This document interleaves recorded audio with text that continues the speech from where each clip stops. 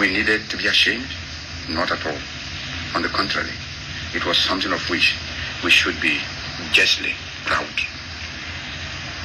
Haven't we proclaimed that the independence of Ghana is meaningless until it is linked up with the total liberation of Africa? Now, hundreds of these brave freedom fighters who came to our country trusting us to look after them and help them in their struggle against colonial oppression, and believing as we do that Africa and the struggle for freedom is indivisible. These brave men and women have been sent back, bag and baggage, by this traitorous clique to the countries from which they had fled to seek refuge, inspiration, and protection in Ghana. Countrymen, a new phase of the African Revolution has been reached. This revolution must overcome and triumph over imperialism, racialism, and neocolonialism. It must finally usher in the total emancipation and the political unification of our continent. Africa must be free. Africa must be united.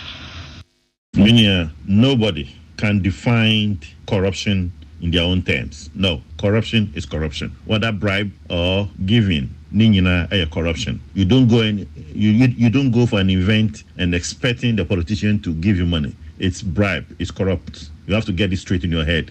Uko event, Nipana Mosca, Scar of the man or the man for what reason? Lolofe. Nibano. We are a politician, so you have to know this. And you don't come and justify to me say and bribe and giving. It's all corrupt attitude. You don't take it so that you'll be able to speak your mind freely. Because it's a as journalists, you've been compromised. You can't speak your mind.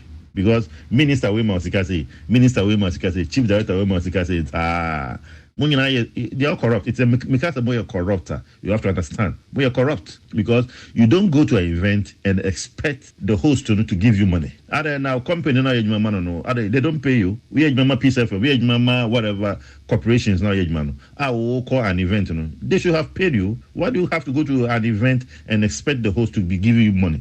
Why? And you can't tell me that a bribe and you're giving. They are all corrupt practices. Nobody does that. We are not going to the IMF. Whatever we do, we are not.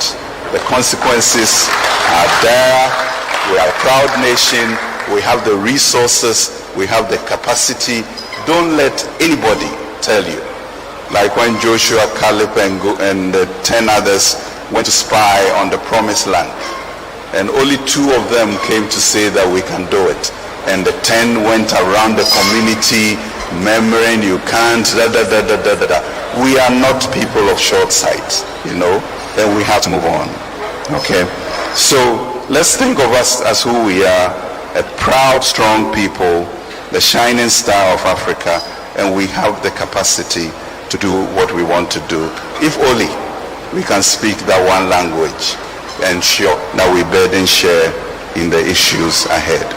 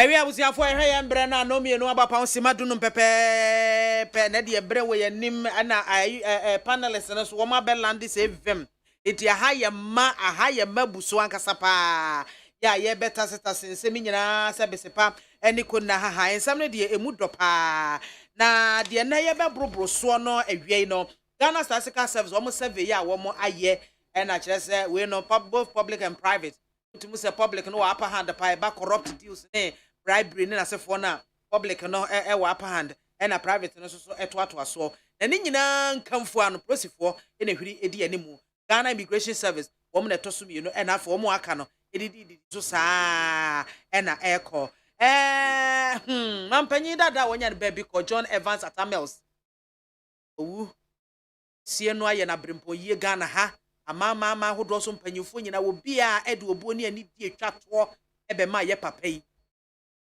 ya me ya adom I think say 23rd ana na ye ne 10 years ana 23rd ana 24th na ye emfie du 10 years ya ye papa yi eto ana nanom wo se do ma ye sie no kama na 10 years anniversary ya ba bedie yi na asomdwe park baby a ye sie no ho nsiesie ne ho dwumade ne ade a wo mo kire se Atamels Institute for ene kodafo na Coastal Development Authority for na ehwiri di animu a kire se wo mo ye nsiesie ne ade nyine hwae fe kama afedie sede ne ba yokuturuku shentumam ampanyi dada John Evans Atamels a wonya ne bebe ko na busua ne nuanom asore waka yenti na Atamels Institute na ede krata ebre wo mo ene NDC party no wo mu invite wo mo abasa celebration ase the wo mo anyi Atamels Institute na mfiri mu party a enya de abusua ene party wo mbeba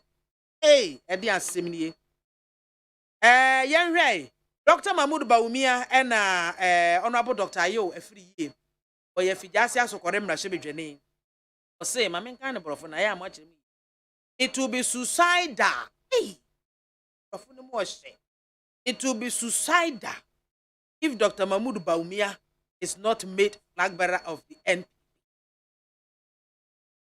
Danyam na meka.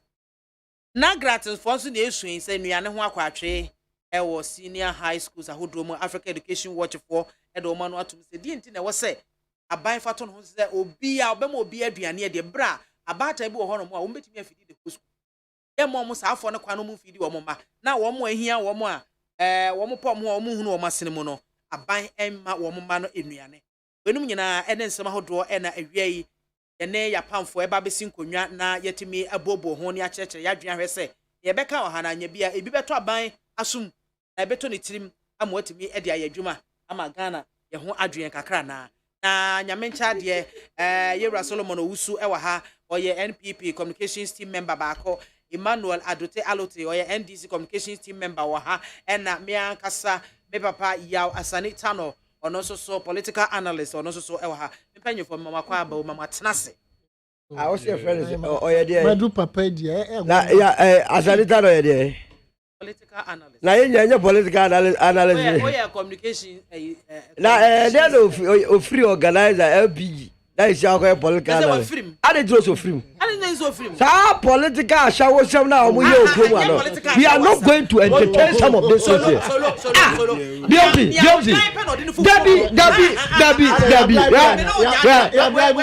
and you baby me idea me pen say what Pentecost sorry them na so free say bibi koso na won to me Pentecost sorry them on so na so akotia sorry foforo I no so tia sorry foforo kiri mu ho enu ya me no ba ha organizer of LPG na dem betra na me betia yes the political analyst that's what I'm saying that's what I'm saying ma Mr. Tano mbacho wakasa you Debbie asem yi ya kan solo woni mo na made in misasem you see solo made in many say o ka say political show I don't na me nya I do some to ase me ti hen e pam me fi CPP mo no she me nchen bibia wo me wiase mo na dey pam free CPP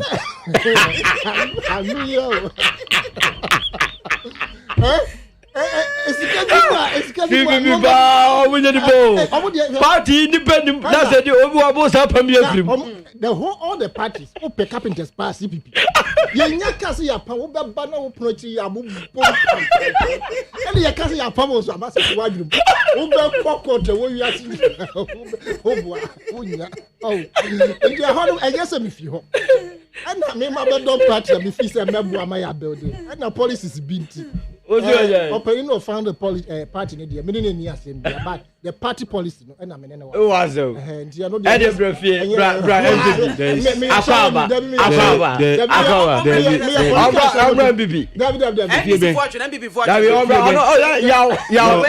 MPP feel na say where or baby and who of na member to a good so we gina bengu we gina difa it depends on who the Mami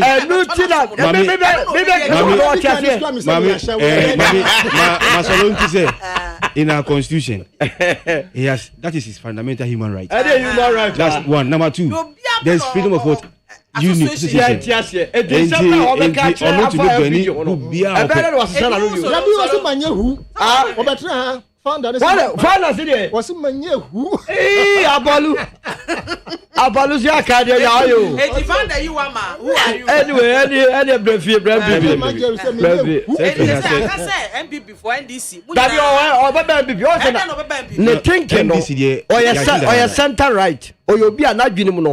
One for Bibia said the Bibia now, but that's it. No,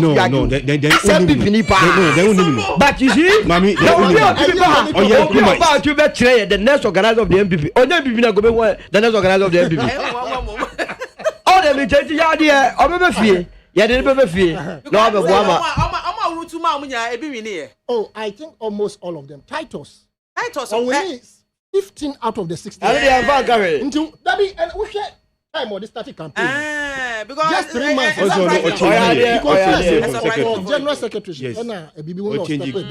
Into what started as national organizer. Now, I mean, he had no time. Also, obey your party. No, a Tom Brefi. Ya Brefi.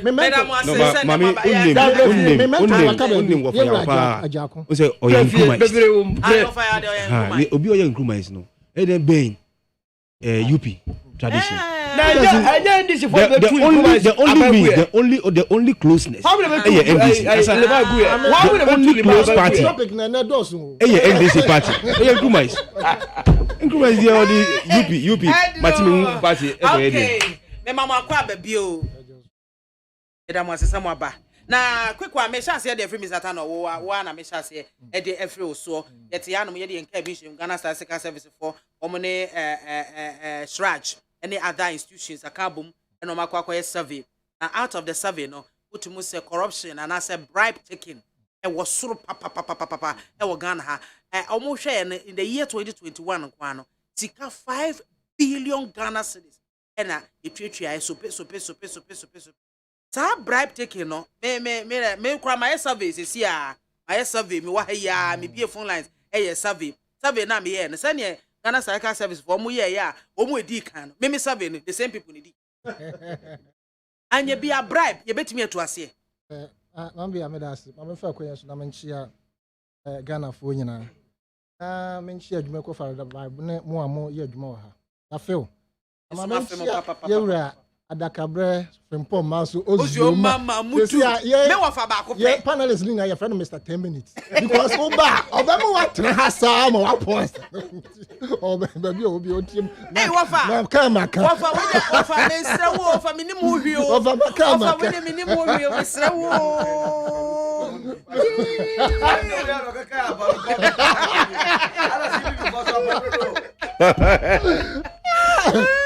and over baby obia me ni mu hwio me sataro na kana asem ba yi me ho afrim baby obia me chia na mama answer na about topic is a quick one. Let me say we need the serial callers and serial testers cheap. And I speak not for only the MPP but for the NDC as well. Okay. Any other party more serial callers and testers. Say these are the people who bring parties to power. Now I'm saying verse 2 weeks ago now more news.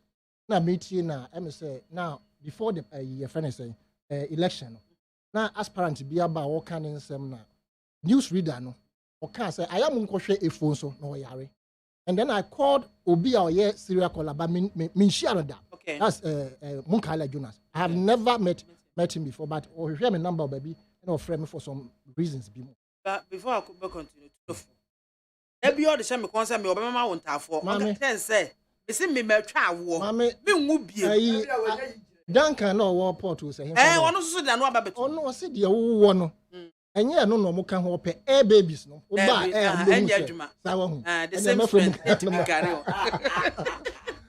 Intimate friend, I'm sure. Sir, if we win him, not so minimum no power, no can in some show, I'm sure. So, what the number from if to me phone in Elambas, me. And I jam my friend, no. He was surprised. I'm besides so the hottest. And no can no mark a crack. The home fan, but he didn't want to go straight to the point. One can, dear Hano. And he have fell back on another person. The pictures be extended me. You are where be seen there. Yes. Wow. And you see, because on one casa, and you're one casa and MAAME information into them. Who said the means in front about it? And I'm sure said the hierarchy of the MPP, they should ensure said the amount for plane ticket. Omuko yo mu draw ebano. Serial callers no best and 9 wa fi we mu MPP serial callers. So they should take care of this gentleman. Now who so a very affable person. Who ne pay me na share pay. Oh, na mo be jan hu masade na no. Sabi your coach and I say I dey. It is my appeal to them. Now, I am not topic in this one. Okay. First of all, no, let me admit, so bribe in my bidder. It is only that I can comment on Asema Abetoja. Nipa no ye adwuma way. Metua GRA. Sorry, there be Registrar General. Hey, also abeka ho. Now, the American say bribery and corruption. There's no way as ye ebetu Ghana.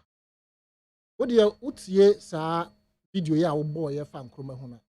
It tells you so many stories. Na omanya ye ni ideological institution na bema ya adwena condition that we must move away from certain practices.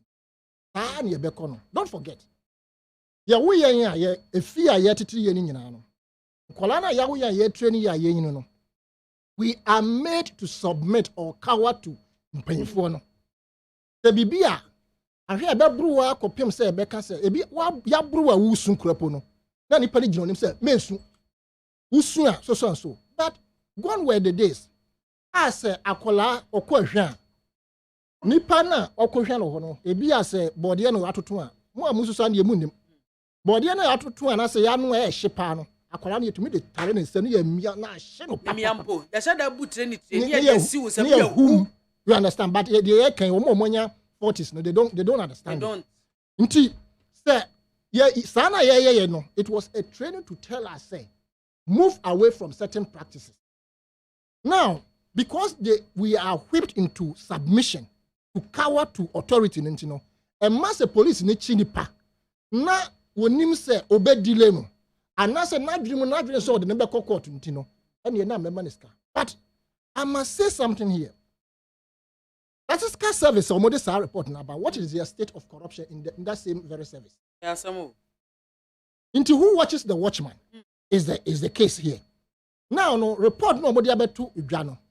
Yembi so must say which area specifically, and if you want to always put the police as the lead, I beg to differ. What is the quantum and the volume of Esika who claim say police for AJ out of this 5 billion? You cannot quantify it. Police force are seen as leading because they are on the road.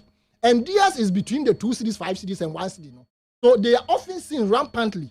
But Opiotia Bemwa, one corruption, no? A cool hospital, Nipa Bebre. Right? We are not saying this. Into state institutions like the judiciary, Okoho. What is the state of the judiciary? Which we know that they are corrupt. Right? What is the state of ports and harbors? Port and harbors, ye na ya tiabont ye nim se bebi o friend running will be to me the containers best 2 3 5 ba na anaju de so mi yakoyi afri ho on tua hwe de obetua no o tua ma custom officer na container na yira custom bounded your first bounded house I bind there ye to me the no ma kogu ho before so be hu no rabasa na nkrofo akoyi no ma ni nyina. These are volumes of corruption and can say this cabre or manner kesi. The other must have said the police for there. ayen kiti o mo share ekwa so 1 or 2 infractions be and oje. So continuously tagging them as the lead people in corruption in this country. No, I beg to differ. Come to politicians. We are more corrupt than anybody. Corruption and nama or may abe said the corruption and your friend say Mrasha Badjani 30 years ago a reintroduction of democracy. Ne corrupt attitude in tea. And the police no baby oteno ne reserve storage facility insio Esia Bontin wa Gallo Mons Riabono. And nothing in the deep freezer Esia Bontin. Police ni call retirement after 30 years of worker. A dear retirement package. I ever brand more and destroy the services name. Those things we see on the way. Because I mentioned earlier that we have been trained to submit to cower, to authority. Nipan was slow. He doesn't know his left and right. Until on to me argue, and the police so who argue, it infuriates him because on also know the right that he knows, he wants to abuse it. But you cannot term that as the most dangerous corrupt practices in this country. Yambra, your friend say, Registrar General Amebo, you know. Kohokoye, who person or document, I and him say it could be done within certain time. No, Ubeko hono wadre sa disobetria. Ya busy almost every government institution in this country there is corruption. Have we touched the presidency? Omo we ama. Omo provisions were presidency no. Friday, the quantity of concrete to make changing because the woman is another supply beba. I hope it's a career cost when easy. In this, I will can corrupt people and reach here a election here by. Yeah, you know, nutria. And young people for now, young kitty crapa, young supono, and Kessa, ye dear Hunino. Yeah, mom, we are tapping into the corrupt nature of the two leading parties. A dear corruption, a young fan called the tertiary institutions. Yeah, coco corrupt or more, and this say, oh, bah, that's what being opportunity so about 7 million corrupt. Koko kuyania kwati ni koko. Wodi aba wa be career. Esi etua no kapepepe no. Koko krachi wasasubi. Anase kare ni krapa o eskan krapa aye ready no. Eno so otwemu bi. Ye de normal supply say ye de ma bankrupt for say mo fa koma koko akuya for fertilizer one no. No mo de afa kwati kwan. Nti say wo ka corrupt. It is the forearms of the your friends say government. And the most dangerous one is the judiciary. Followed by a friend say the legislature. And son abafo lawyers are lawyer be kase onye corrupt wo memu ha no. Na bi afa ni yawo no. E bi afa ni yawo na your friend lawyer so onye no ba be your lawyer.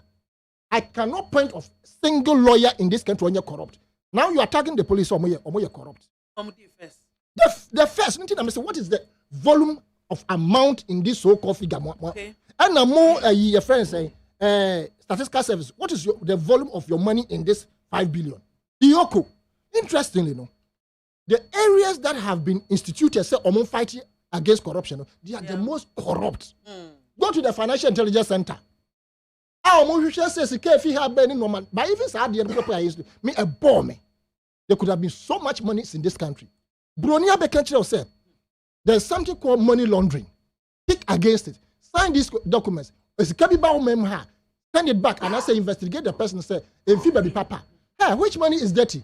That's the kind of say dirty until will be memo. And what any America? I don't know using it for development. Yeah. Now obiti say me fa say me makoya me oil deals say be me between a middleman. Not because me nya adwuma bi a eye adwuma ebroso. Na nya opportunity bi. Na malidi obi mana koto oil best so barrels if you baby aba. Now all of a sudden it's say boom abetom account now. Yes, you have the right to call me. Who be Samia me chire mo and see why documentations are there. Emails and answer WhatsApp messages showing say I'm basically free as soon as you want a better account, even though my account has been dormant for a very long time. This is they will want to sit on the money or take it. These things are happening. Until when we are talking about corruption, I beg to differ that we should stop tagging the police. I am not saying that they are not corrupt, but those of us who are sitting here, we are perhaps more corrupt than them. We are the people who give them the money. You understand? And the police in Gina, you also quiet bimu. Na yen yada. Kani etu kwan ojina ho ebre na yetwetwa gu no man so. So when you don't have the right infrastructure for the people in the country to be satisfied, no, corruption will thrive, and I said it will be rife. Police only dying. How many you Solo? Maybe you have, and I'm sure.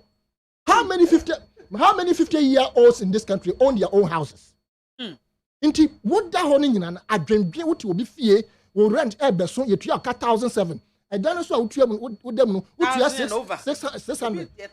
Me wo a friend say Enra Dabia and a payer me who be with Facebook and I'm a friend a renter a see them do a Solomon area home office area and I'm a friend say me person me say have 2 bedrooms 5,000 Ghana cedis. Wow. Now, so nipa ye 2 bedrooms. Where money 200,000. Baby, Brian sell be in a castle. We first go straight or right. 5,000.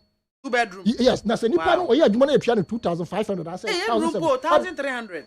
Bedden with 800. Or bedden. Now, affordable houses go pro.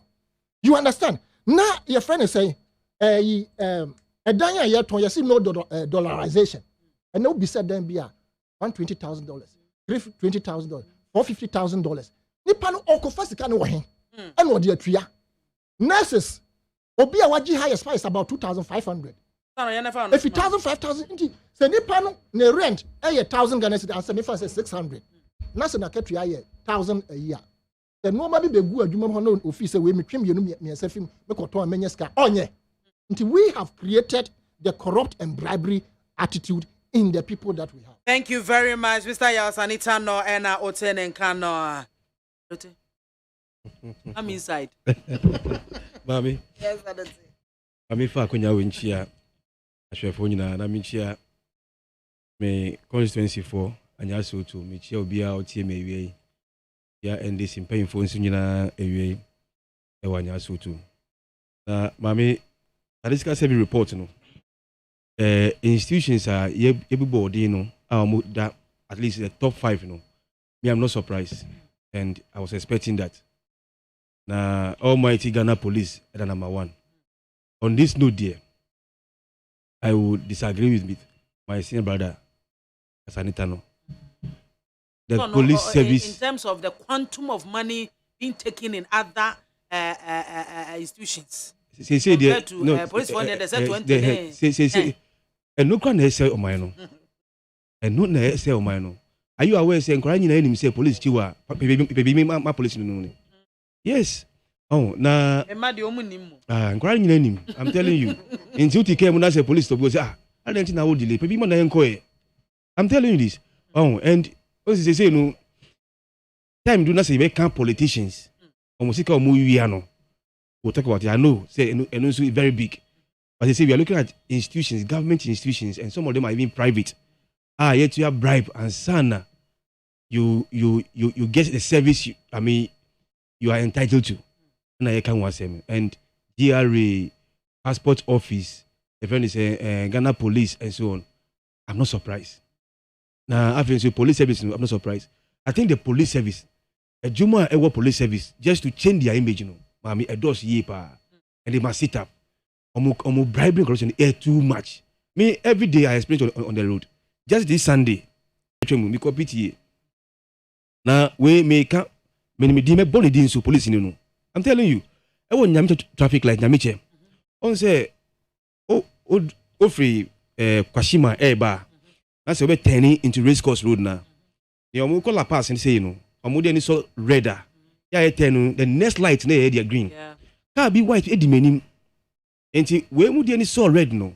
And I mean, no, so second, you do a movie. A movie. No movie here.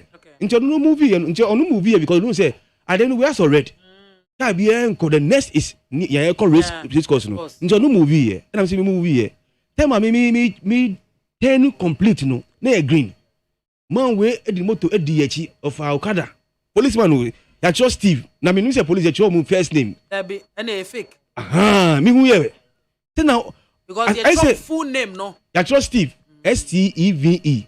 I say na stop him say hey stop him say I see a far red say normally me I don't argue with police. Yeah. Because someone say any system I can go and show say me for green and I say hey and the court and I say the state is likely to believe the policeman because only gadget. Sure, and it's very wrong. Guys, but me can no be one say a video nanka.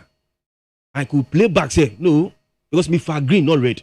But I don't argue. Let me say, policeman, no. With insult. Wow. Now, if you impose my far redder, don't you take your time? Yes. I'm taking you to court. And I say, where's your license? Let me see, me, I don't drive my license. My license is bag. Unfortunately, no one have photocopy. But I mean, a photocopy neither.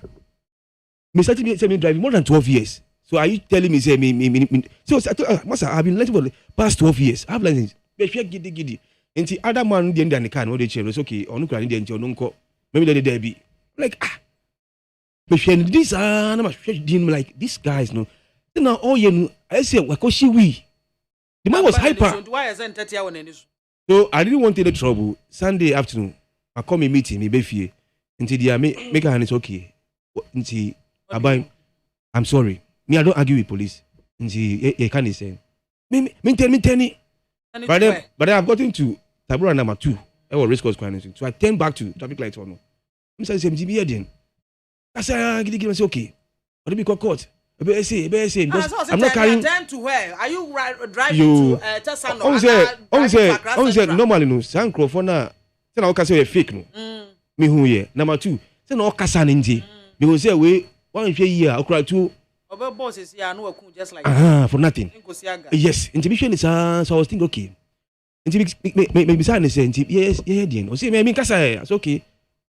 Me I'm for meeting. Me 100 cities for me. O say hey onji. Let's see then.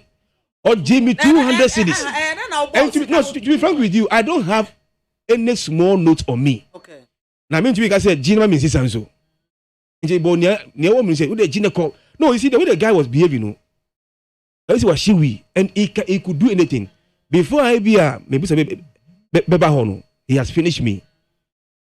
And I feel so only Okada guy in the buy. Na kind of parking motor move me. And also uniform. Until be a say Jenny police. And I would in here argument. Let us say let me go on G. Until yes, let me say I don't understand you. I didn't argue with you. Also my far red. Let me see my far red. Also me crime license. Yes. And I say yes. I have license, but I don't keep it on me because May 2011 police need be license Eddie Koye. And I have to go and print in one. So yes, so I don't give it to them. Normally, I do photocopy and give you the photocopy. Oh, so I was just watching this guy. Unfortunately for me, no, and this is a me boy. I don't have 100 cities on me. It was 200 cities note. Unfortunately for me, then if you say if he has agreed, I'll get down and change the 200 and give you 100 cities. Gidi now, I said, Gina, just to have my peace. I say, maintain. There's some restaurant be opening a crowd on the race course road on your left. To me tell you or see. I don't think I'm making license. I do say in such a situation, no. Yeah, sure say normal police say for no or can say 10 and as a stopper, let's drive and go to this place. One can say be a young na be sir, and one is say or started so attack verbally. So I saw the whole thing. He said, no, this is a well planting. And I feel so Nedina me who that still penal. And they all casano. I said, look. Maybe a woman on Fanco. But I say, may can't wait because we all agree, say, you're sure or you're fake. Yeah. But I say the genuine policemen in Grapo, they do similar things, not the same, but similar. Oh, Mujisika. And Tiama Obi say, I can also get a uniform and do the same thing. That's the point I'm making. What you say? I say the genuine ones, no, so a year the bad ones, difficult to know. It's a full uniform. But the who said the guy in the field just say, oh no, you're MTTD. And if you say, on share white in Inti, men share the Motorola. So then you ask him to let's go to the MTTD office. MTTD also. Oh, say, send a guy in a casa, moto, Okada, Edinich. Maybe a corner say, you ask him to board his Okada, and then we on the 4 set na Mikanum. Why did you? It was shouting. Oh, one thing I know. One thing I know say, what is money? Okay. On Vanco. 200 G Fako. How na men come baby. So G is Kanana. Me 10 years. I didn't see me, sir, but I was like, no. This guy is not a genuine policeman. I don't make one bribe. Yeah, but on say, no. Because the taker and the giver are excellent. Yeah, it's now. It has the same. Obia or them. Solo Alantine. What yes, but on say may count on this because report nearby say this institution no bribery no is like a normal thing. Into fake ones, wicked ones, anka police for omunji sa 20 ni 10 okwani so anka.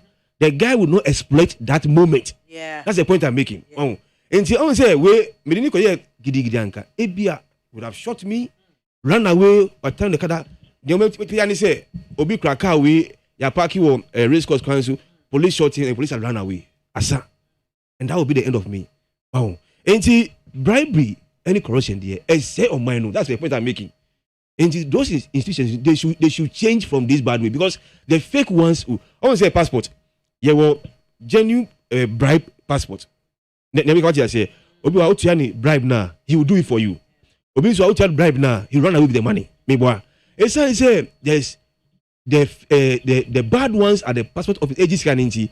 Fake ones no will come and entice you.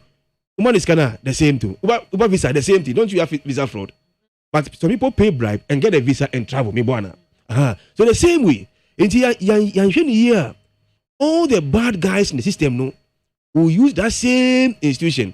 Who call Mr. Brother Ebodi RGDC the same thing. Your microphone they will take the bribe within 3 days. They raise a company for you 1,000, 1,500 for you. Wow. But the whole thing shouldn't even cost you more than 100 cities, maybe. But they'll take that money and do it for you. Your business he has no clue, but will take the money and run away. And he said, if the institution is doing the right thing, the bad and the fake ones will not do what? Get into it. Police service, no, it's a serious case. Some time ago, Mimi can say the only way we can change the police service is maybe I will go to primary school. They are fan Corano from primary school. They are training them and they will take over the police. Because whoever is coming from the system, mommy, the person will do the same thing. The same thing every day. Because in the way commanders they say for this region, I say this you know, not on them some time ago. No, 50, no, 20, or 10. And why commander and the microphone it's a normal thing for them. Yeah. It has become part and parcel of what? The institution. Okay. So it would only statistical service for your drains. Perfect. Police service and all your corrupt. The most. Because of your encounter with several, several. Oh, say Machia 10 in 20 city be in the 200 cities, they say a fake. But essence Machia 10, 20, 90. Wicked person has now used the same system.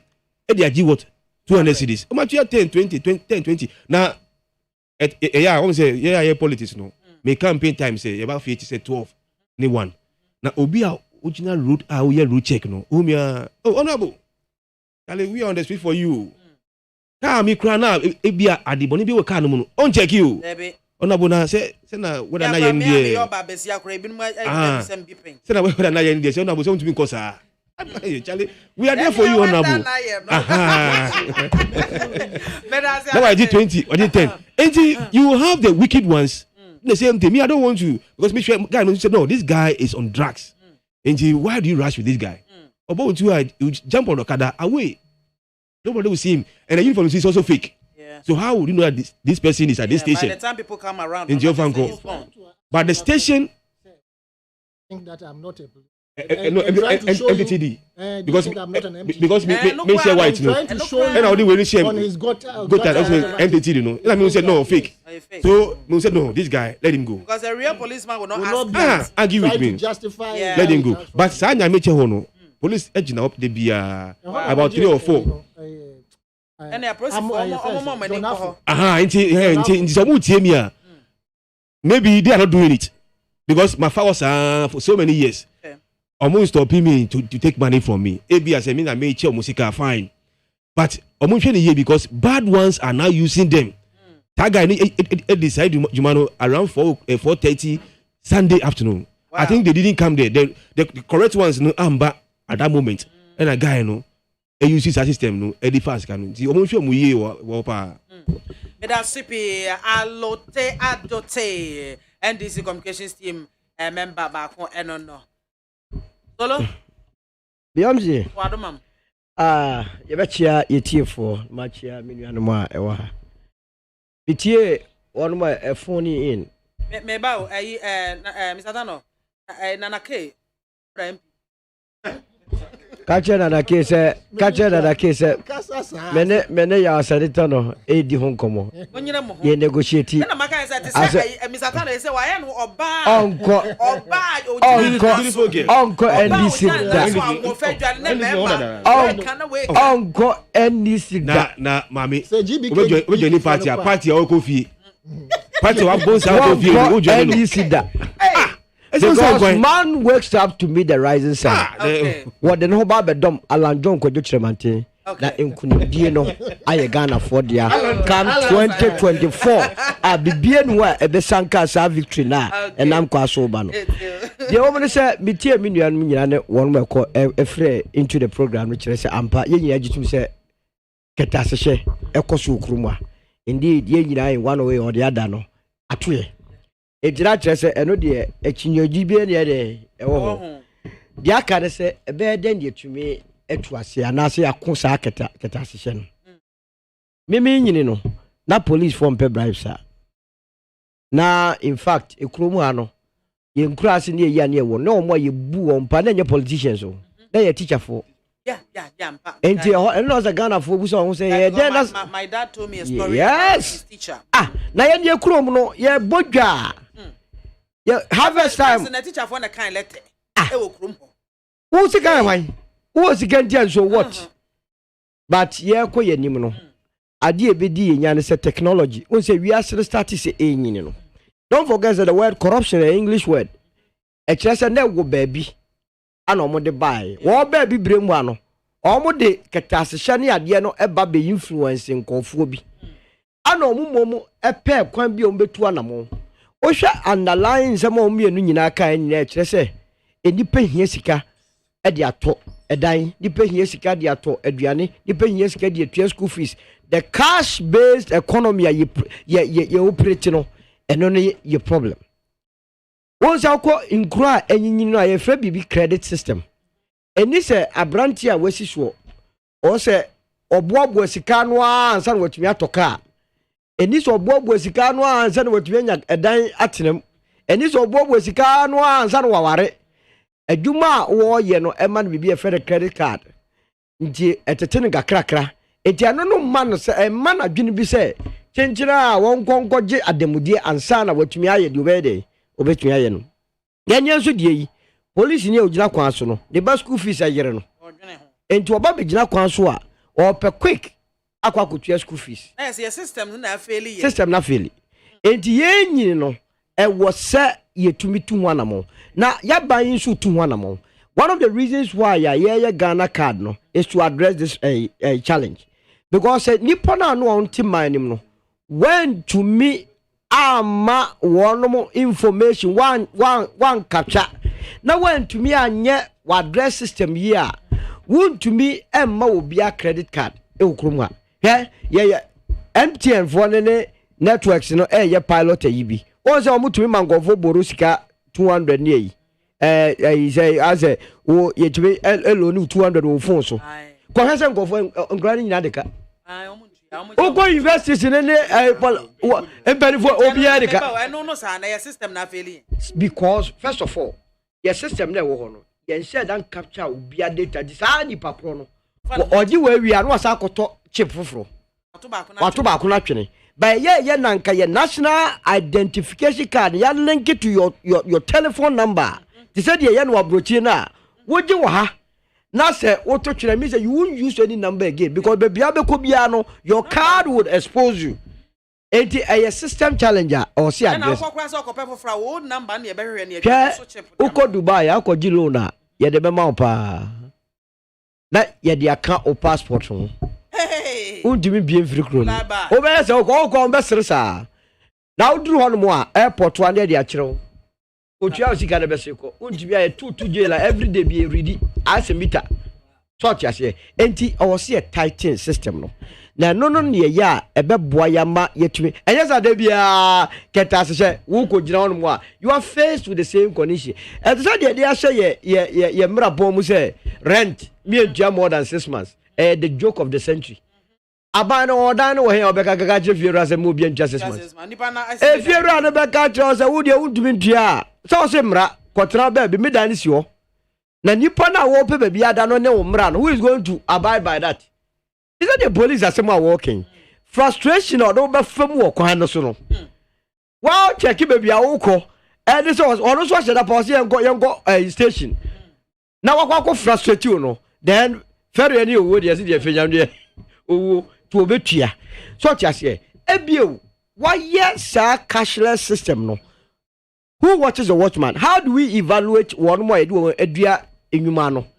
At the end of the day, obi chradie, your lecturers are omo ni jeri say omo trailing kofo bebre okromu a.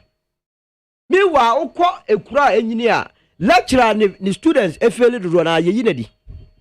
It means you are not lecturing well. Yes. And at the end of the semester no, students have to evaluate the lecturer. Again, policeman no jina kwazo no, e dia yastic e dia man se afe no ye be evaluate no. Church ya se, obi te lands commission, anaso oti aba adwum, file to me yira. Gese sika kwansa na aba, sa nipa no evaluation bend okum. Ye ne ye ne won di dwade, ye me kwa me evaluate on ya recommend say won tena ho anase mo ntena ho. Enti ye kromu ano, ye lobby keke ne akoji position. Ye wi ado agegye adem. Na waye chenchehini wo kromu a na wonyehu enunti no enkura enyini no they don't get the government on the cheap. Na de nyina nkamfu ano ye the kind of political system a you operate kromu a mambia manya osefem ne yi ko parliament ne ko evaluate parliamentarians ne go. But one I'm telling you they don't even deserve to be in PTA chairman. I swear, because nipa chobo anu akwasha ndisi MPP mu na ya to abama no se constituency ne strong word of the NDC na so no ababa candidate no ababa wini o wini anu kwan parliament wo constitution no so kire se e wo so man beni yini padodo na as ministers from parliament wo wan so ababa minister o wi anu ababa di so no okansem hu enti ya pese etu ase a first of all e was say your system dey formalize no na ye jai cash se bibia obese okoto nsuo kura e kadabi na you can only deal with that abra wonya manfo ni nyina data obi wuremu ne look ukokro bi to say Singapore Udru airport wa Changi airport won't spend more than 5 minutes obi ambusa hwe na name na dey mistake ye be produce the very moment ufiri ho every moment wonam kronum because system no ye dey ye adwuma unkonko sia police Dubai police ni be shia kra fe kra keke one no be shia are you okay is that what memwao ana bibisa because no ni sika won ya wo bribe na nya ne hwe se baby a wote aban na etua ope bibia to okuta card ye betete ne kakra because ye wiasen say ye until say ye betumi aye sa anwoma ni bi oyikrom ha no until system no be so tight say so udi bone no ha wo be ko ha no system na be expose no ye di agro ye be ka enyeji enti we de eyasem tietietia ye nyina ye ka ho but ebio Ghana Statistical Service for no more research no me be se me hu say enyo mo kwa na ye yo me be se me hu say no mo ho na sikaje de ye ana and bia ne me de ya me ye bebo because omo de sika atoso say 5 billion you see research sometimes so ye ya ye susu ha ye ni o say bia omo bisa say me say me bisa meba me bisa first wala ke ka de nyina bom obi am bisa no Isaac o say otua 200 so bisa sika otua ma o say police otua 200 obi etua 20 cities obi etua 100 cities ebinum ebo customs so bo oso otua 2000 cities customs ebi tua 1000 customs na ke ka bo do nya say ana me dey sha ana be ka say ya omosusu ha wani ebio mene Ghana Statistical Service ade na omo ye no nhwehwani mo adwuma no mai you know why meba asama adote and obi ebe Raymond Mensa and I say I experienced similar situation just last Saturday and the officer charged me 200 they have to back me 200 they make can say ye nyina ye din ka ji atum say it is not in doubt but tie the entiam say nhwehwani mo adwuma ane ye meba senka ni yie mo Ghana Statistical Service pese etu ase meboa ekroma ye ni institutions a mo hu say this is what is going on e na be fese mo report no mo ne sa institutions also mo di udwuma ebe discussion me kwan a ye be tackle na de be to ha ye kan wasem wie e de pa de fi mo ba mo de be institutions but there's some media no so na wo ye pese ye tu ade ano ye pese ye so ade ano wo ba me aka na tra ekrom ha ye wi asem ba ye kan na wotwe ye wia ya kofoforo so enti die solution pa na Ghana Statistical Service for no epese ye nya o ti de me kan na say I should share them with one of my neighbors. Shouldn't be afraid to tell them.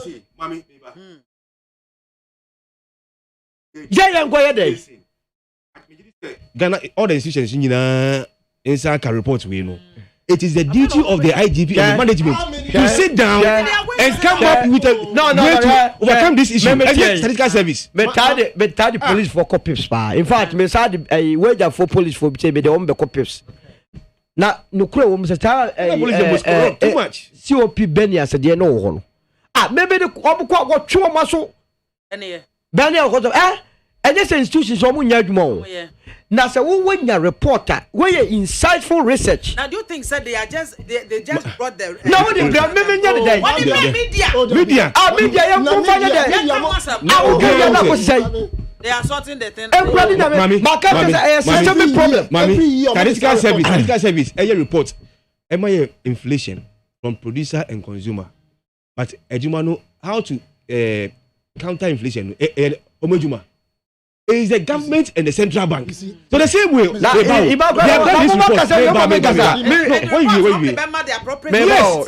to come up with no. We must know the yes. What told him baby Ghana Statistical Service? Wouldn't they tell the Ministry of Finance?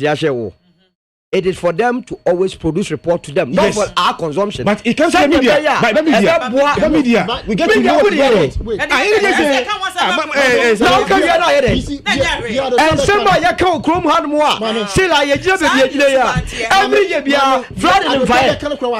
And sure very bad. I don't tell me sir. Inflation. Oh, what's inflation? Whatever. Inflation, no. See, we are different categories. Say be a basket, so and so be a food inflation, so and so forth. Yes. And there's statistics, so you will be a friend of stratification. Say, my body will be in country. Into be categorized, say, nipa group to different. Say, policy for what is the quantum of the amount? What's will be at 2,000, will be at 100, will be at 10, 20. You're coming in a more, or more interview fee police, no. Sign is a you cannot just come and tell me say they are. They have all those details, no. Yes. Exactly. My reports, no, has done all those things. Okay, percentage, no. I've seen the percentage. Yes, Ghana police is stopping because music and dosu. Then all those things, maybe even the age group. That tells you that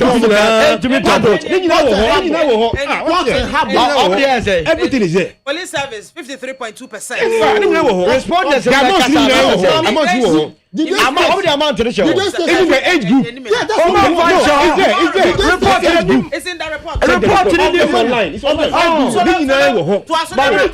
So that I can check the American say.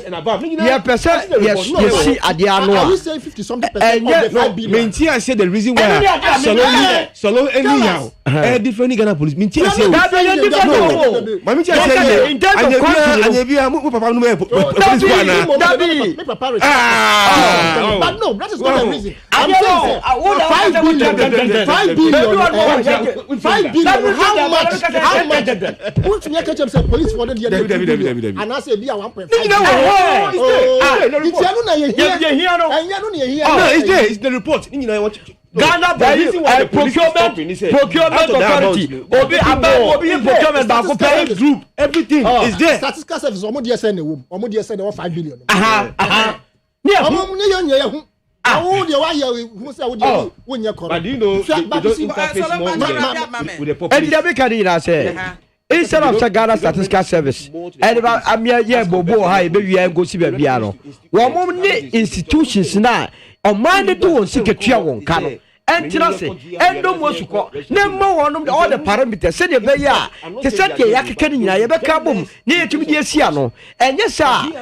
say ye beto aso ada bibia ye sika o kwa rent dan ye say you 2 years advance o ko ye you 2 years advance o ko ha ye you sika no it is not going to solve the problem yes so on keke o betra radio so na ka na nipa no still o hia sika no de ko ha dan it is not going to solve any problem so tia say akoya apobo na maami bi ka kire me was in krankro ni kura o trem na so ko heaven na tese heaven you because how be etwobi so tia say kura de bi obi aye hyese Ghana ban eno ti no ye pese ekoye ni mu a ye mfa nyoma nsisi akwa obi enya obe corrupt one how this ka koma na wonje but essence society no ye de nyoma sisi woni ti no nkura o manyini no emfa mpo o tia say ye ti krom ha obi ye politician over politics money capre over ya 2 years and we see that get your come be man honorable and your society no kwa so promote corruption my politician enko yiase obon sa 100 cities a chocho no ba be ye dey ye person obon sa 20 million 50 million and you want sika no wakofa oh and your system we must reorient ourselves and yes sir development enko so it be see so local be adote can be which I think says very IGP Benofi who answer na yewura dan pare for I is it appear to answer na why ba when David Asante appear to was there I stand to be corrected okay or the be buy out some educational be back to the public in fact it was printed and me say I printed a copy I am sure that it's still on the net. And it was telling the public's rights. The police knew age now. And what can say? And my police need be and you keep few with some. Nyabutre. And now say police need stop war. And my police need no enter our car because the police have that. Say your mom car some fanya juma. And she say was stop on. That's only car there. And man enter our car. And so those rights we must know. And the first say you know you believe say you police for. We are you are some police near and no can be until you police near so no. But this issue of my police in trial come no. Me kwa kaswa masia yi. Kaswa to about police no. I check akrabe say 6-7 years ni. And na almost stop me. Reflectors so e wo car no almost say a scratch. Apani me come ma nkiti me ensa o mo car na chi. My wife was front and I'm saying car I am small car I am. And I was say me ma yanko Giselle estate ho also. I'm saying reflectors came because now I was arguing with him. Yes, when Timmy San Kono was he he was welding AK-47 rifle and I'm saying what? And I'm saying say memo what tracker mu with in capacity as well. With in Kuala Omunya even 10 years. Wo ba be tracker with AK-47 rifle. What kind of crowd will better move come? Look, I will move. Follow me. You have a pickup. Was it me join? I'm saying, look, because he attorney say was and I'm saying I will go to wherever you want me to go, but you will never sit in my car. You will never. And I make sure that he didn't say. If I took or the Mensaguma to say, na kini shame. But you see, notwithstanding, no, we are saying say they need more education to stem down some of these things. But tagging them, say they are the lead. You know, yes, service. Yes, service.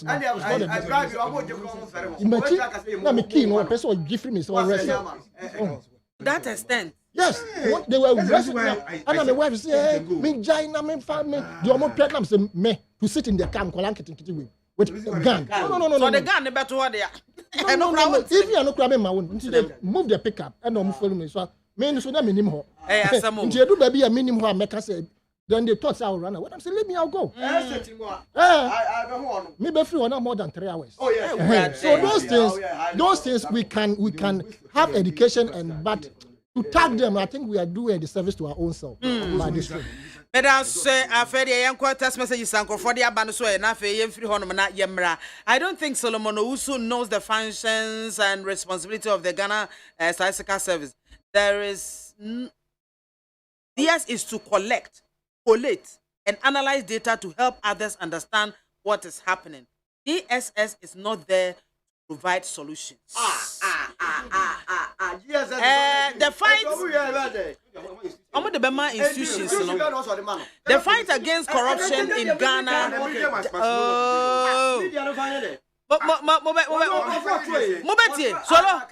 Solo. The fight against corruption in Ghana died after January 7, 2017, when a certain government took office to manage the affairs of our beloved country. Corruption will stop or reduce if our leaders are willing to arrest and prosecute corrupt officials in a fast-track manner. Presidents should stop appointing their relatives and friends in the administration, and this will help fight corruption easily. Long live Mampurugu activists for NDC. Long live the great NDC. Long live Ghana and your radio station. Mashood Agbelegbe and Efri Ebaye. Fire Lady, I think JB's contribution to our party can't be rubbished entirely. However, let us all subject his former political office and how he allegedly abused it to public discourse for political lessons and studies. For Joe Edupakon, President concerned patriot of social media, Achimasium and Odifri Ebaye. My dear host, hey, Asembeni, hey. We thank God for a successful conference. We didn't hear any accidents or riots or disturbances. Kudos to organizers from down to top. You all have done well. CP and also the about Mystic Wonder. And also good the incoming deputy communication. Good afternoon. Mystic Wonder inside us in Sawam Adweji. Mami BIAMAH, I hope you are doing well. Yes, by the grace of God, I'm good. The clueless, incompetent, Nanado Dr. Baumia-led government has made corruption very attractive. Corruption has become a social intervention, and the center cannot hold, never again, to this nation workers. Oku and you know who stop crying than the bereaved family of Professor John Evans Atamels, hypocrites. And then also saw them Abba Leviticus powers. The performance of the Fisheries and Aquaculture Development Sector Minister is a part of our discussions. Positive change, Madina. Or say, you know that since January 2022, Akufo-Addo's government have been taking the following taxes from you without you knowing it. Okay, Mate, and no Edaho. Emmanuel Kwakuyamwa. No, say good afternoon. MAAME BIAMAH, please tell the desperate former president that Ghanaians are not interested in his lies and propaganda. So he should come out with his alternative policies and stop deceiving himself. Okay. Mukaila Jonas. And was say, Yamzi, good work done. But I think some of you need to remove the speck from your eyes before that of someone else's eye, because the number one corrupt institution who does broad day corruption is the media. As a journalist, you take your salary, but anytime they cover any program, they wait in a queue screaming that media hasn't been sorted out, as if they take their salaries from politicians. It's sad. Sometimes even the uninvited Facebook radio stations come by themselves only to demand for sole. The media fraternity must desist from this disgraceful act. Regards to Honorable Ophelia Mensah Hayford, MP Papa. Hey, Munkaila, you can be actually that's it. I know Kasamanka say, and say all of a sudden the vice president who claimed he was the economic messiah has run away from the economy to digitization. Digital economy no, a boam economy no, economy. So is this what you told Ghanaians to vote for NPP prior to the elections? Ghanaians, you have trusted this 419 NPP government at your own risk. Regards to Madi Jibril and Chairman Ibrahim Sande of Asaman. Kese Mamifa Kakrebin Twaso Ewo Facebook Live has enough a yen sign and tinsim positive change Edway Efri Madina and also so Ediaba Abduram and also Mami BIAMAH, good job done. Please tell Mr. Sanitano I want to talk to him personally. Please give my number to him or the number ha Mr. Tano ye pepe kaina mefa mount. Raymond Mensah, I experience okay, and the Makanda that in Shraba and Nelka and or the Abba and or the Frashama constituency. Special happy birthday to Nanekwia Mwabwati. So far, so good for the Great Elephant NPP and President Akufo-Addo. We are breaking the 8 with our newly elected executive. So maintaining NPP in power for a better Ghana. NPP new or Suno in the Ejabata at the Wayfree Adenta. And also the survey done by GSS is true. The police, even if it wasn't given to them as the most corrupt institution, they themselves would be shocked. Hey, Munti Ejabata. I say proceed for no cry and say I'm Momudia or cry because they know it themselves, say they are corrupt. Comments are present, Mami BIAMAH, say ban corrupt, sir. NDC number 1. Okay, Mate, MPP, Monso Sahara, Monso Sahara, and both NDC and NPP, Munamama Boagana. Let's move on. Yanshay, let me move on straight to if it will be the suicidal. I mean, it will be suicidal if Dr. Mahmoud Bawumia is not made the flag bearer of the NPP. As I say, me, if you just say Sokore, member of parliament, Honorable Dr. Ayo, a free year, and a Eka Wasam. Now, may shall say the free MPP, Solomon Usu, may shall say the free also, because Wama Yokomo and Honorable Dr. Ayo, a free year, Wama Yokomo, vice president, a free. As they say, the MP Munina more cause opportunity, say, and from Dr. Mahmoud Bawumia, and now say, Mubabe BM Amobia Jina, now Obia Jina. Ya mo kan say bia Dr. Mahmoud Bawumia and Sefata obetimi apagya party no na 2024 wadi nkunim e wa bato no. Hello. Yozi.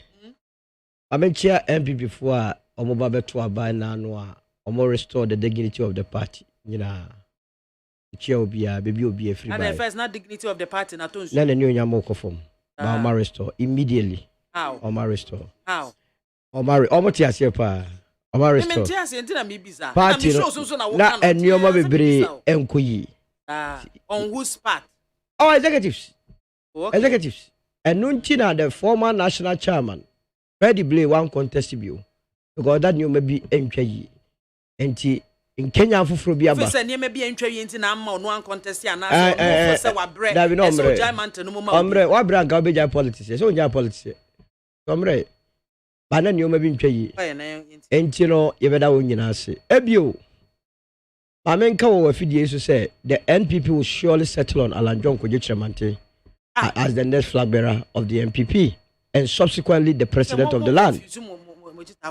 Ta abrante na na sem tu dwa no waka wo say to be there suicidal very well wouldn't they just say suicidal no because we're linking the political fortunes to the vice president and one who say in Kenya yes party and that Alan John Kojekremante will be the leader of the party and in the political fortunes in Angasa no free ho and also the life on your politics. Eti I say 2 million shift Jeffrey and one yan was one for suicide no ono no wasem no worker. The political suicide for the young man. Now say to be a political suicide for the MP. For the young man, he is an MPP member and he sees as a member of parliament. Who kwa if he just say omo pamono. And what tie the political fortunes to the vice president. And one who's a vice president and so emfa enti one who say ensure yirime ha yirime. Anya akonfirmation no enti ono na sem no work now kan sem no biemu na komu a wo se won tena ho emma engofo ngu vice president enyim ase e wa Ashanti region emma yen ka sesi ase ne nani onyam kofom no ma men kan kire this political tradition no yen ko delegates conference ko yi di obey flag bearer e bia ayu na ga so won te party na se answer na yebeko conference no nie nim de obey flag bearer de ya na ye nim ne de flag bearer no free wa oba bedina oba abehye na nai he showed it Professor Dubois wo free on nim se je ekufo de beba we showed it je ekufo free on nie nim se na nado ne beba because no makoko contest am hu de otoso and nothing actual legon na nado se na go nim ekina nsem o ka kire Ghana nia say Alan you follow me. Now one can in a vacuum. Now one send ye party nimra at a yenshisha yet by convention. It is our Cotrana new fight to be an as yes Kafua mandem omukasa by heart. There will be suicidal. I didn't see. Be bien wa a best success ura Alan John Kojekremante a belly the party no. And a yen Kenya ne battle. Some people are unable to withstand the heat. Who ya Lanchemate supporter? Me and yes, I mean one of your Lancheto, the grassroots, the patriots, party uranum, one more and then no more, a hoisted flag, you know, one more debia, ya brew and show, one more form, no, was it doing so? Was it a doing so? And Tim Rantian shall say, Alane, Womre Naso, and you know, are you moody? You bet me, I shall say, yeah.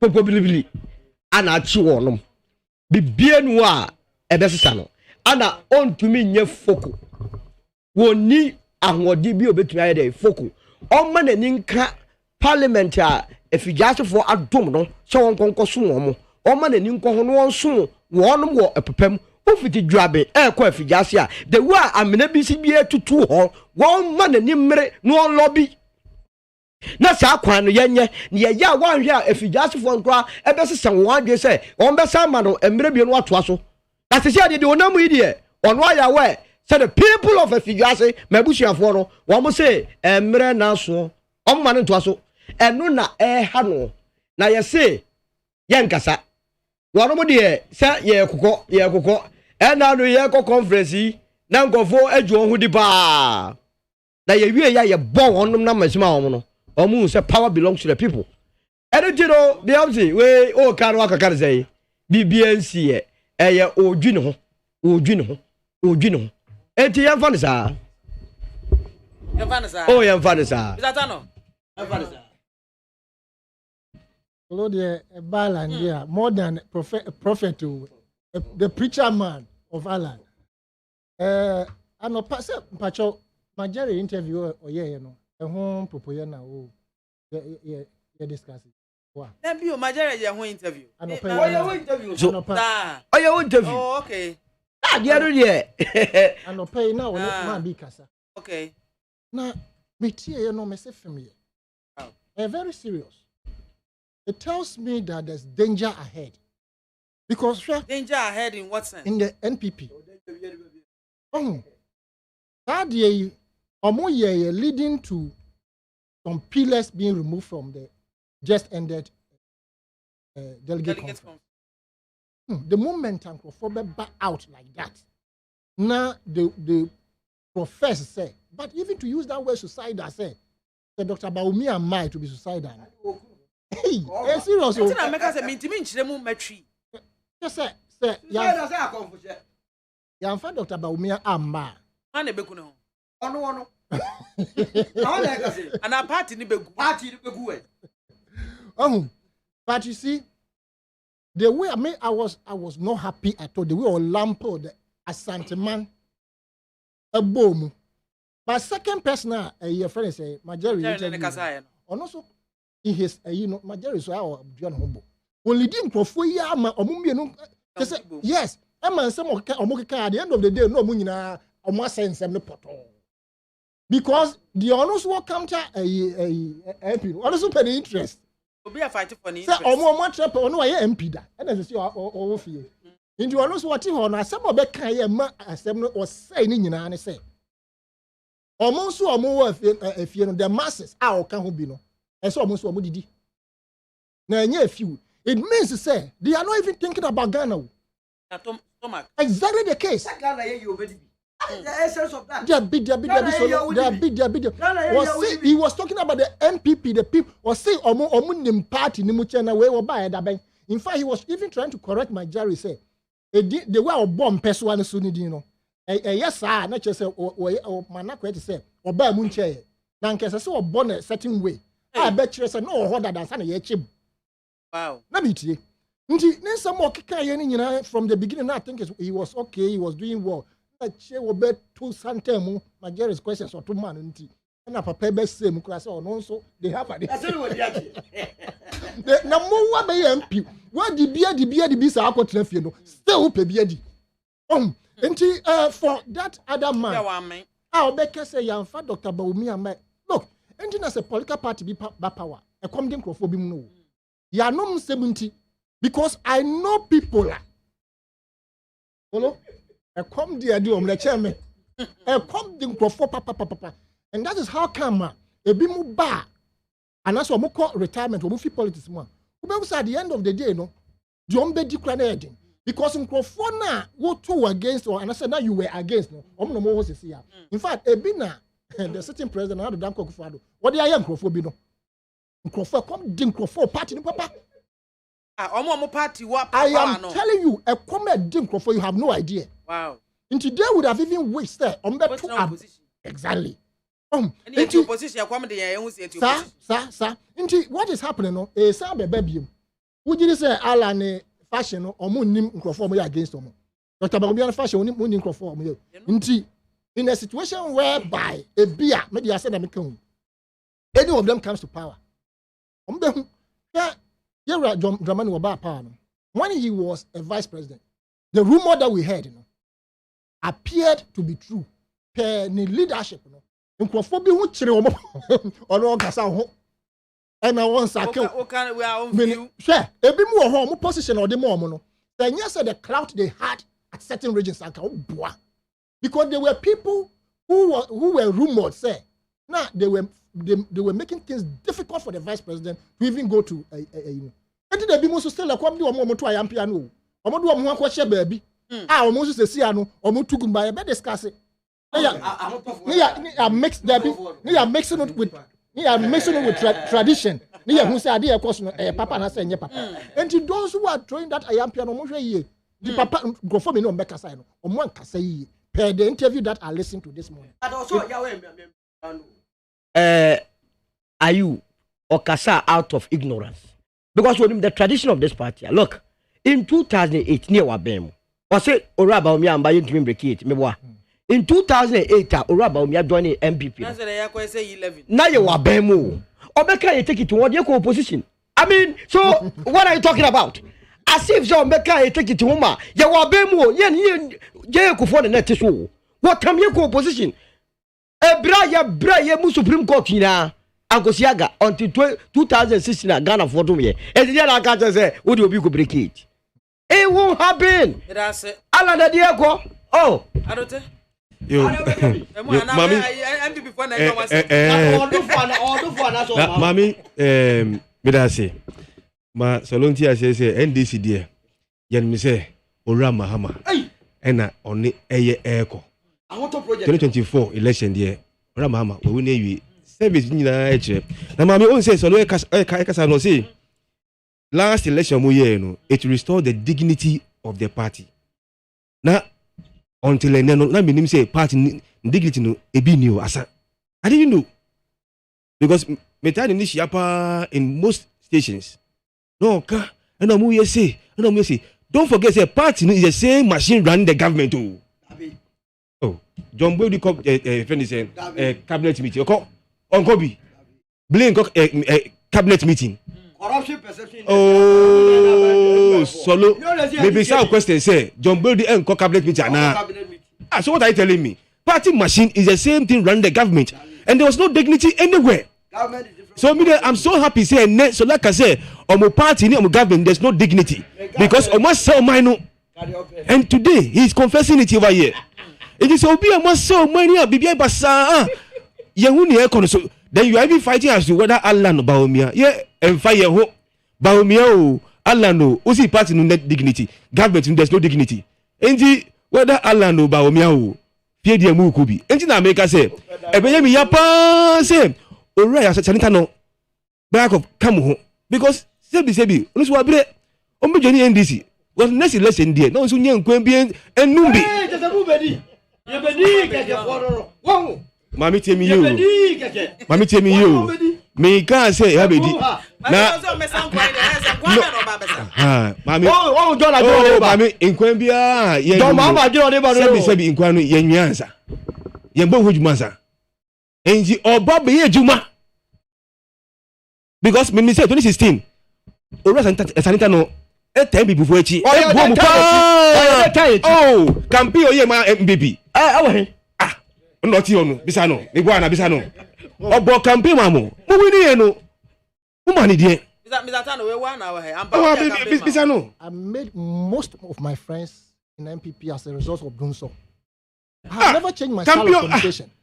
Because the doom son aye komo no na ye bre mami I am the crowd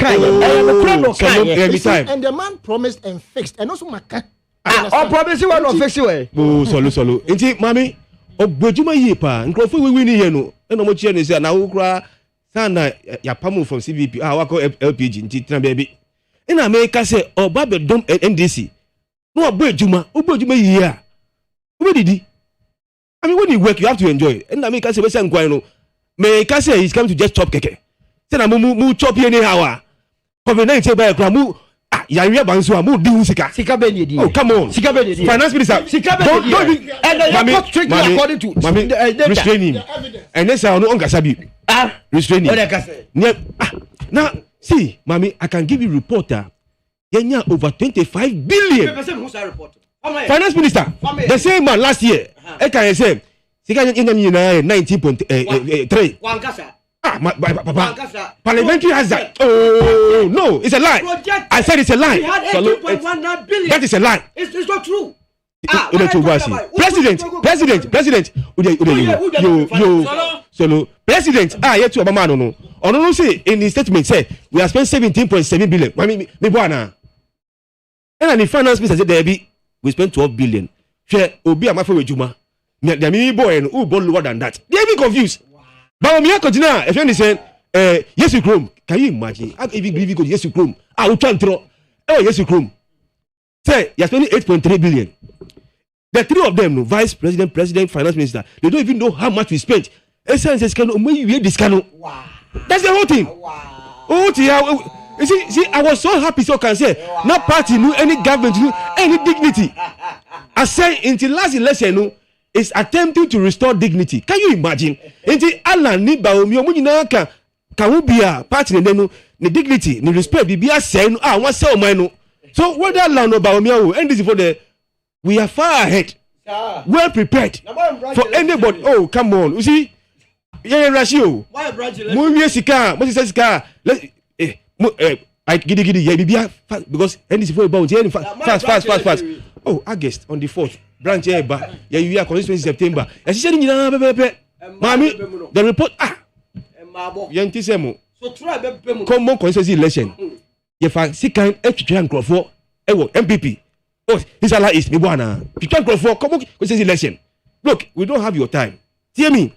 I'm saying, I'm so happy. Say, there's no dignity in the NDC. No, I say, no, because this one is coming from Obia Odi Alanechi. Can say there's no dignity in the NDC MPP party. And the MPP party, no, they are the same people managing the country, the government. So there's no dignity anywhere. No wonder say, you see, Kasem and Nina say, take a movie and baby. Mami, when say 2021 report from the audit service, the car are caught through corruption and bribery over 17 billion. I buy with the mobile. Be a billion, Mami. Be a billion. Now, Yamifio Crow moves in Krabu, or move from Jessica. Can you imagine? Mobile, Musi, I saw it down with first, we see 150 million and then 200 million. Now, I say, we see 400 million. I mean, even Yamifio Crow will see crab. Yamifio Crow will see crab. Oh, Jessica. Solo Jessica. So, in fact, today, there's no dignity in your party. And the last election is trying to restore dignity. There's no dignity in your governance. And this is what I've been saying all the time.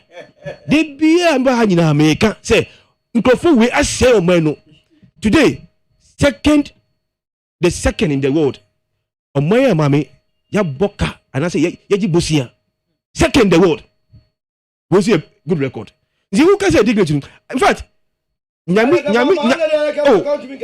no, on said Nyami is oh, solo, Mami, solo, Mami, on said, we are almost done to them. I come in 3 minutes. Mami, Nyami can say, Nyami can say, hey, the the whole world, no, country, some Djiboutiano, Ghana the second. That's the record that you was saying. No, I'm saying, no, even though.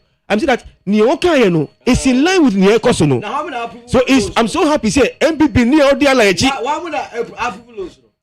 Solo, let me talk. We are Sankasao. Solo, Anenkasa. Oh, when you lose and then you 400 billion. Maseo Mano. No, dignity no. Who come international capital market? Dignity na say, credit rating na say. We can't even go there and go and borrow. Thank you very much. My last point. We can't even go there to go and borrow money. And then they have no choice, no option. Nanka any edda ileviso and also a pasca. That's bear adlote when's a gamiko caben alote. That's Emmanuel adote alote and no. A quick one, yen share a Nagrat and a womo esuno. But Nagrat and Omo Esuno. Nagrat say aduane edi ho in senior high school e komo etin kwada no.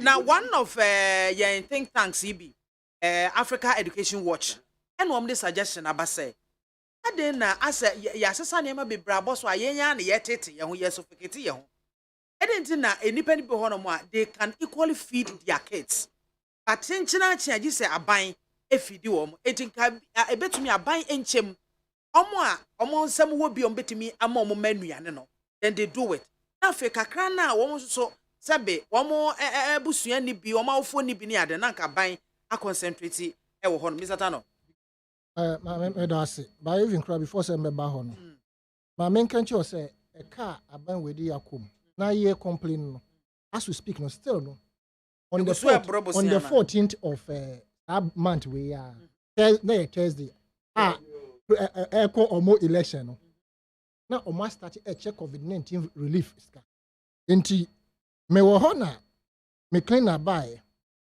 and I say message mo I want to say what the letter nti ne phone so dey na making come out government of Ghana COVID-19 relief cash transfer emergency grant for Asumasin telephone number so from GHIPSS transaction ID so nti no kwaya no aba government of Ghana bako and another institution so bako nti they will receive and they told them that they will receive the money in 2 tranches.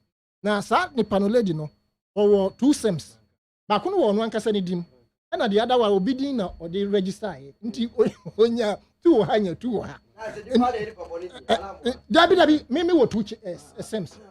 2 SEMs. In fact me nti me mobile money say enya me ankasa me di na e wo so. You understand? Nti wonya 2 nti eba 110 bako na ne balance e 1 cedi no nya 110 bako. Onya 110 bm 2 nti your friend say the next same no and also the same 110 nti even in the midst of these problems I can say COVID-19 accounts ya mbuni ye no they are still sharing the money to their delegate mami nim say wanya bia when NPP ni in fact also West Wagon bibia ona me person did the battle bia you understand yeah that be anya Ghana fo nyina de enya wo into Yanko assembly solo now the topic under consideration. Nagra force aduane na yede. Ehun akwatwe. Anka yenya se mo betumi atua montua. Eno de se ye kan na omontie aban nantie. But you see tape na wo boy here from Kwame Nkrumah no. Summarize everything. Or say 3 days and yansa na obefi omemu ha no. On say akoso bodam no ye inaugurate no and as ye commission no 21st of February 1966 and na ye took Kwame Nkrumah 24th of February nti wono kropo no kani anu wanam o and ya pam nam an koye the idea they say ye di nsuo na ekokwa no ye beye irrigation up to the north na fenso ye reverse osmosis ne small dams mo so ebeboa ma ye dua nuane osanso can say within that 3 days no ye sign contractor ye ba irrigate the mighty Accra Plains and na kwhwa Accra Plains so lo mo sidan akova so nyina sajo mo nyina mo da so nkrofo da mo asiagu so wo ade a anka be fidi Ghana amma ye sika amma ye duane as we speak no school I stand to be corrected though but school bien who are making say owo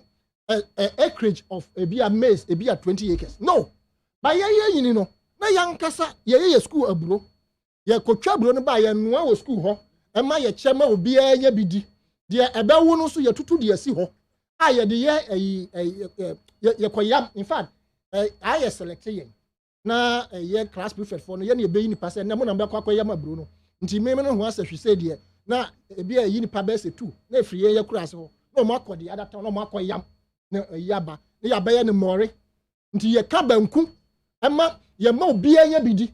What I'm trying to say is say we should go back to the system of ensuring say schools ni benyo mo farms. Schools ni benyo mo farms that they will at least produce maize, rice and snail farming technology. You can raise snails in your own I no crop on beton. So many things can be done on the school compound. And as I see a beer or you know, at the Bemo, Mofa, and Mofu. Now, an augmented government effort in ensuring say, you be feed you. Now, Baukas obeji biatu so it will fail. That is the reason why you will be away. We should go back to the farming system by the schools. Now, we are Greek. Now, one to me, and we are not by different and more as a form of practicals. As a form of practicals. Now, a big crop piano, your interest will be there. Then you go in straight into a Greek. I will be your farm. And yes, so be our Benjamin say when you're 70 something. Say, I want to cry. Nation cry. I am. Who come in person? So no more friend. I could guarantee. Say, oh, you mean what's any friend? Western of now. That be picture no muhu ye no.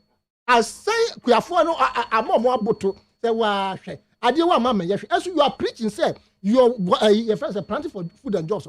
I hear at the park without us seeing one single state farm. You have failed. Nkrofo edua omo dada. Omo dua omo bayire dada. Until 641 billion Ghana cedis na de ma wa. Wo de ko share ho no. I won't fast one day. The one firm fidie ma here be add value to it. Now be you okay say why you have made progress in agriculture. Me for one, I will not believe it. Because me if you a classic, me say you dua normal or that. Until we fertilize and crop we across the borders now. What they bring kwatwi. Yes. So how do you preach why are they? Mr. Yasanita no, I don't think. Mommy, on this school feeling, sema and then yen to me ma yen koran edwane secondary school no. Ebium, send a brother kan no. There's no dignity in the government. No dignity in the party. Enunti even common feeding, they can't do it for secondary school. But on the other note, mommy, this free secondary school, the wholesale thing I hear, you know, wouldn't help anybody. They be a who can then be before. Hey, it should be selective.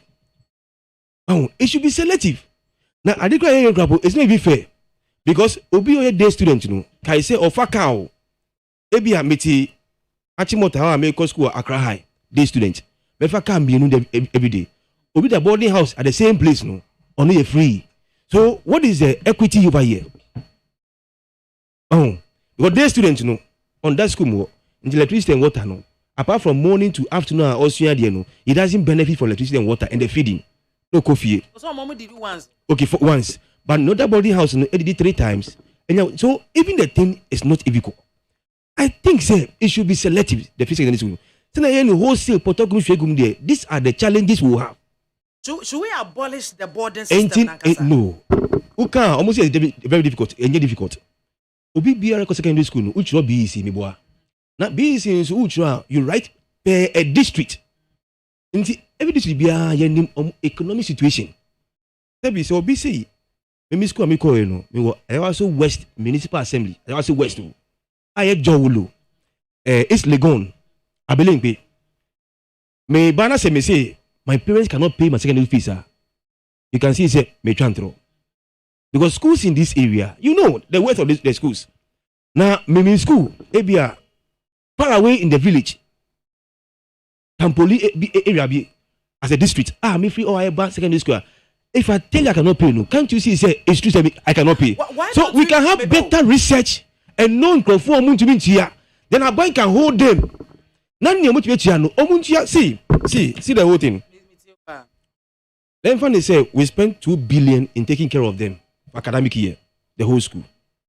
Yeah, come we can get half of the parents who can pay. So it means we can save 1 billion. That 1 billion can go very far. Say solve the feeding problem in the feeding problem in the schools.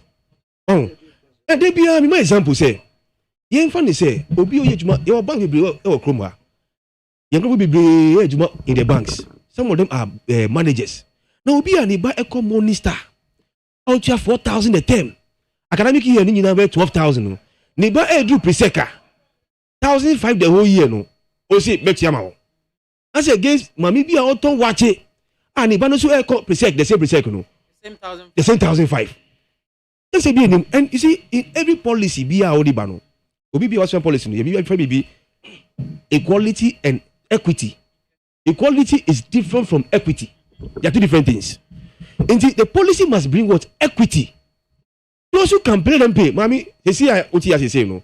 Mujina manager, ABI actually 10,000. As against officer, actually 2,000. Omutia tax, is it the same tax? GM, actually 10,000. Example, officer be actually 2,000.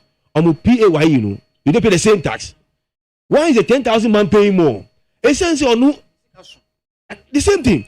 And you say, Obi a Juma in the same economic system. Now say Juma or bank, and he can pay 1,500. But in here, no be auto watch you to be to then a bank can do what? Pay for the person. Ya can want same sir. Review the thing. This is what we have been saying. This is what NDC said. Okay. Mama said when we can we review. We say hey, you cancel it.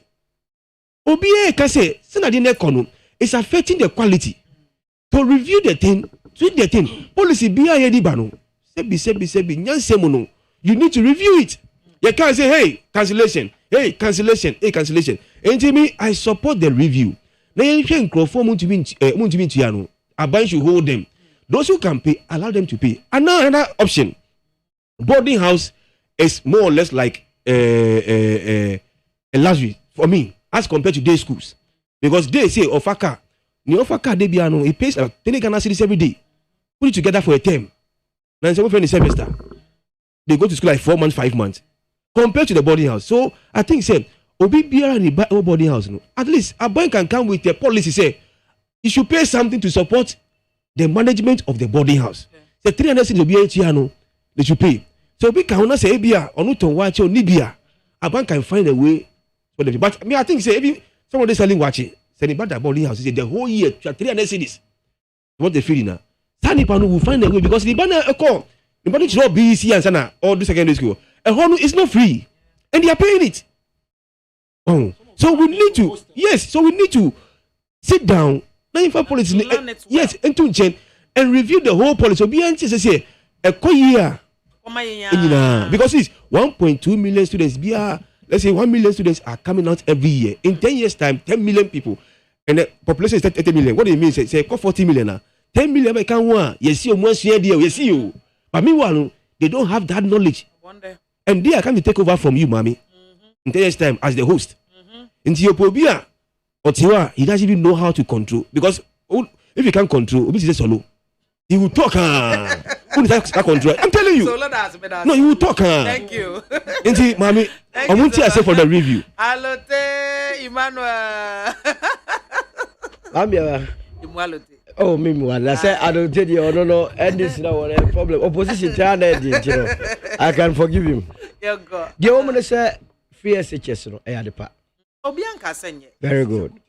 Anna, Ediania Aquatri. Oh, you come a problem when I say you who problem us, you who opportunities in problem. Yet here the BRC Susa Egumeno, my boy.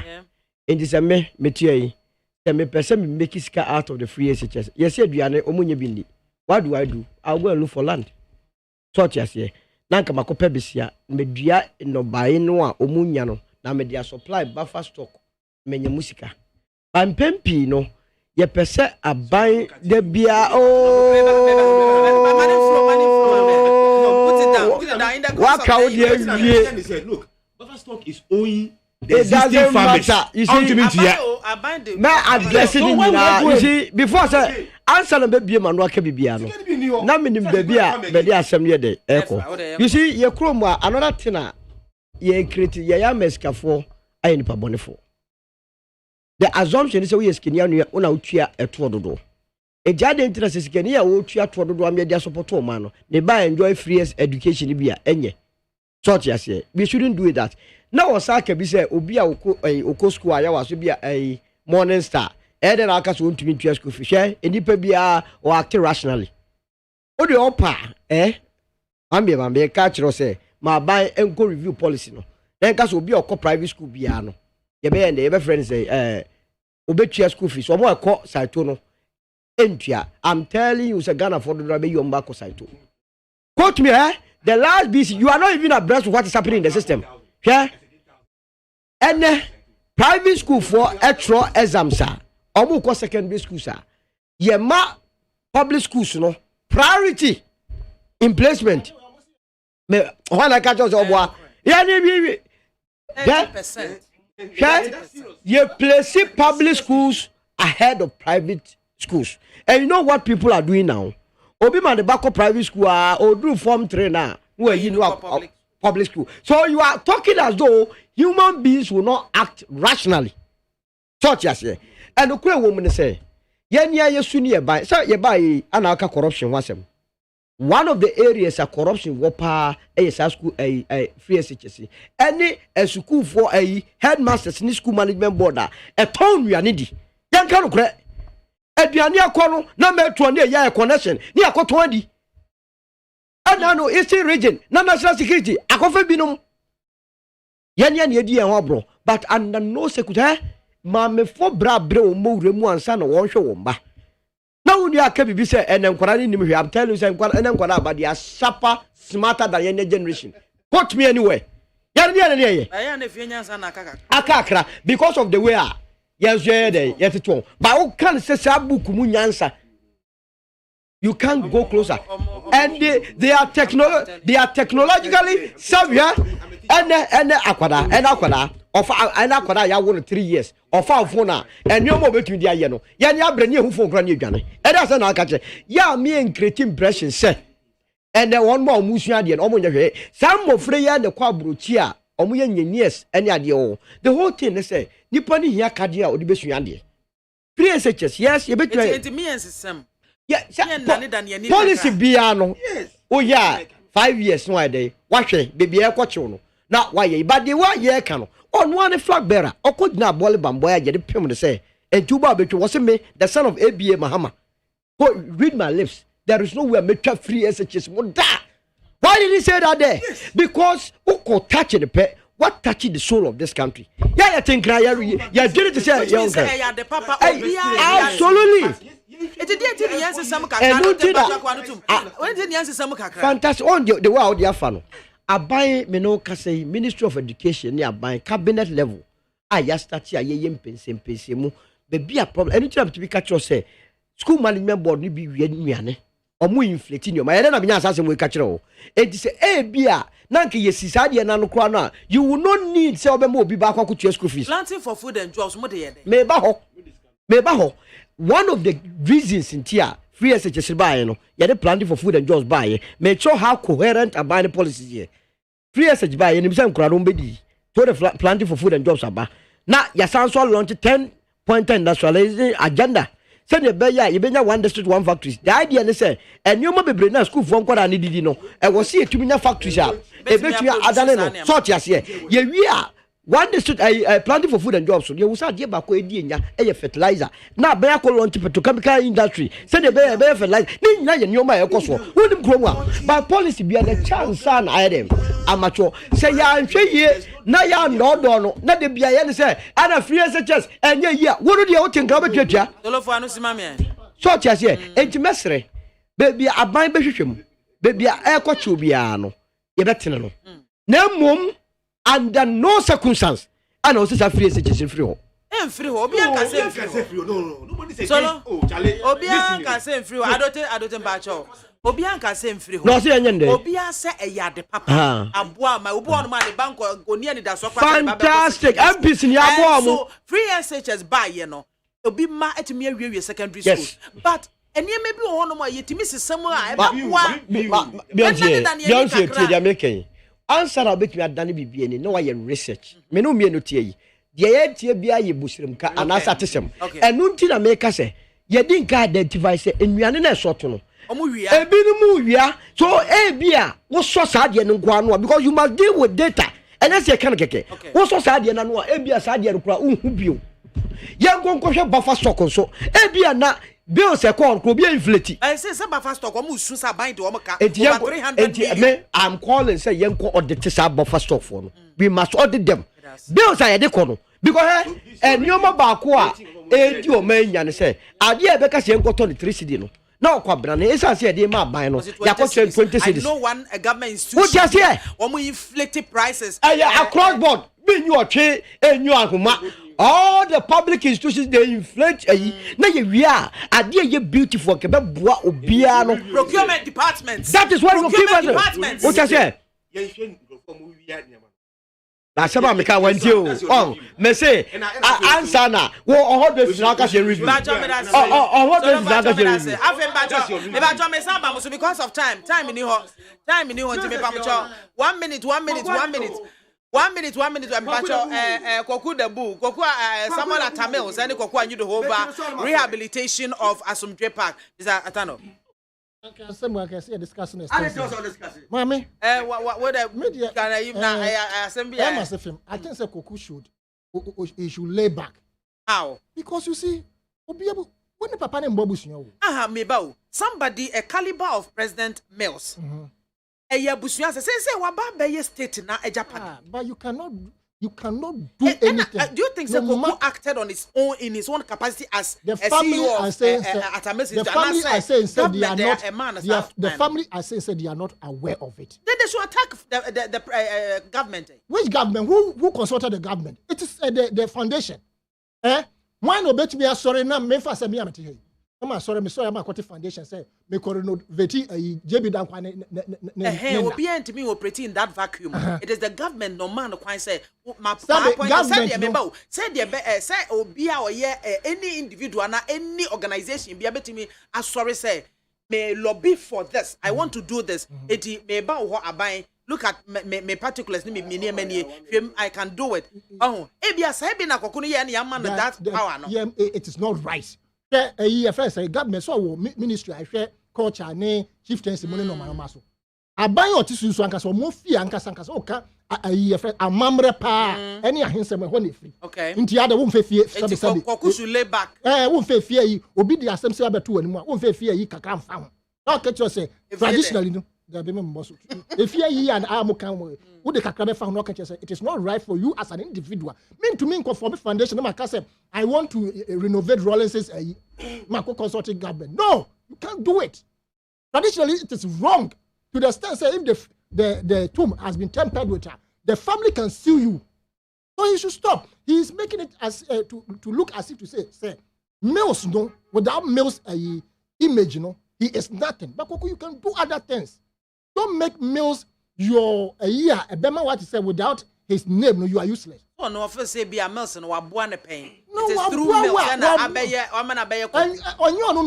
I can never claim the glory of a major general Koku Eyidoho.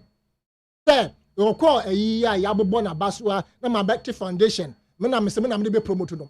Ne bad me. It's not right. Yeah, let's call a spade a spade. I don't think Pajama. Abaya ETCC say no. It's an say money dignity nti. You go and collaborate. No. Mami tell me you collaborate with Koku. Na obi ewo ebusia. Obi odon party kesi to say NDC without consultation. Now Mama Koku can say you should go and do whatever he likes at Asumdwe Park. That's the kind of government we have. In the first place, government didn't act properly at all. I'm telling you the truth. They have no right to allow him any NGO because obviously NGO. More party muna President Mills no free. Your program be Sunday. No. Oh, any be na yekawa on our platform. Sunday. Yes, she na Koku no we dey go form. To was Koku no e share that on say e share that e di kan. Individual against the whole party. That is the point I'm making. Inji mame e say government way say they don't have any dignity according to law. They will follow an NGO. And then they don't have it. No dignity. No dignity. They will follow NGO to go. You don't even consult party any sahani pani bar power. Any nebusa for nothing from there. Now, my last words, Mr. Kokupa, me join the NDC, no. Apart from Rawlins, Professor Mills, no. Koku you be I was also watching him those days. Now, I'm seeing bank. I'm seeing bank. But Mr. Na. I'm saying Jimmy endorses too much. No, I'm telling you. No, I'm telling the gospel truth. It's becoming too much. No, it's becoming too much in the party. Withdraw. I withdraw, but it's becoming too much. It's becoming too much. Don't ever, no insults. I withdraw, but it's becoming too much because nobody don't party. Party winning programs. Are you better than the party? Can't you come What's you for me NGO? Can the NGO link up with the party, but you go and join the government? They don't care about you. They don't have dignity, but they allow you to do anything. Me da say. Solo, bra. Me am say. Yeah. Kwaku anye do ho metere so a na masori. Wonim de tia. Metere so a na masori no. Hwe. Se anye kwaku anye do ho a enka Professor Mills Kennedy yemmo no krom ha. People must be grateful to kwaku anye do ho. Hwe metie ni interview bi. Professor Mills family apart from Samantha Mills one what say obe complaining about say kwaku what obi ada. He's an opportunist. Why? Samantha Mills, Professor Mills' brother. How? Because Kwaku Anido home, me an interview no, and MP no to me dispute you. Was it the number of Professor Mills family what contact you? I encourage you know why yes I no. And you Kwaku Anido waka asumye park and everybody. 10 years you know, and this is Kwaku join aye. You have to be grateful to that young man. Say obia kwatri kwase nipa one upusa say a better than individual at me I take you on a whole political party or senior associate program or what is a program at the Kwako launch as you park and now Kwakwa some free yeah Kwako be now or Cassa Obi who's one say Professor Mills was oh that is what I say you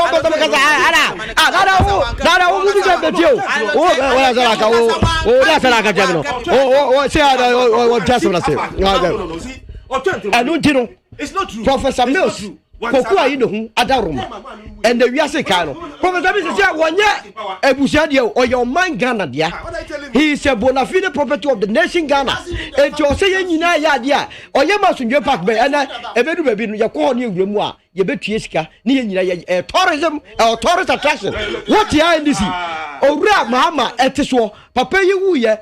Odia rewa kokwa yi do de bia no kwatra sumie park wo so ni so nsa na afe ya abaya odwini nipa ho aye na doye aboa me esi bebi fe se ya afe de ebusuanye kwa da ni nua be ma wono be ka bi mientie no eno na kokwa yi do ka se bi se ta wo se oben no pa no a ta ma na Professor Mills president no o ma no DC grade ye onim no family no Professor Mills, baby, I will be out. Sorry, never put boss to throw. No go for who said, also Professor Mills.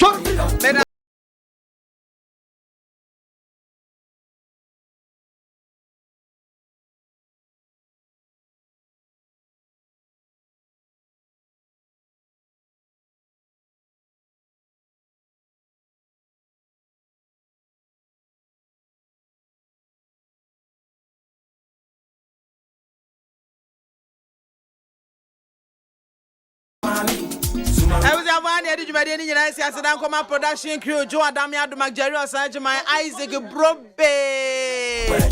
Oh, G.I.J., baby, I will be Isaac and Michiapa, Isaac or say Brobe. Sanso, and I said, come, yeah, social media handlers, no, Frema Bankro, and I feel not your suffer. It's a son of Pachaman call contact you on Honam Fama.